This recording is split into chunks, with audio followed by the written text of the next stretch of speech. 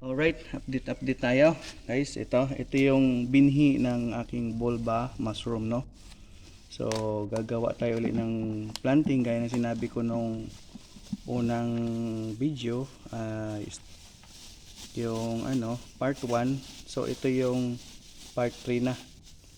So, Bulba mushroom, binhi, haluan mo lang ng darak at saka flour, asukal, no?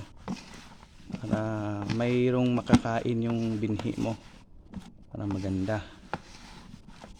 Ayan, mix mo lang siya, hindi ito masilan, di gaya ng oyster. Kailangan mong nasa inoculation room ka talaga. Ito kahit kamay basta malinis, okay yan, walang contaminate yan. Yan, okay.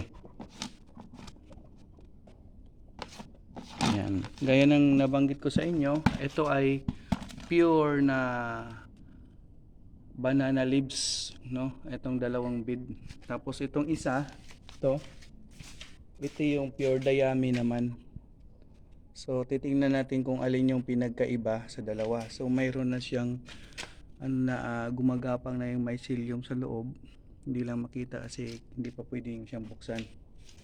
So ngayon, nagbibid ako dito ng 1 layer lang kasi isang pouch lang itong natira ko na binhi, dahil yung iba kong binhi ay hindi pa ramified. So pag naramified yun, pwede nang magpasagana ng binhi, no? So budbud mo lang dito sa ibabaw. Yan, ganyan lang. Bubudbud mo lang siya.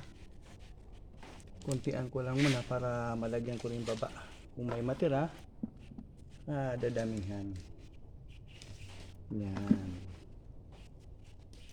Tap lang muna. Dito tayo sa baba. Ngayon, siya nga pala guys, yung big nito, nilatagan ko na ng dahon ng kukwati para mas uminit at mabilis niyang yung init sa ilalim. Mabilis siya mapataas yung init at ma-compose yung ating banana leaves, no? Ito nga palang banana leaves na to ay na-pasteurize ko to. Pinasteurize ko, hindi ko hindi lang basta bilad. So pinasteurize ko siya para maganda. So yan.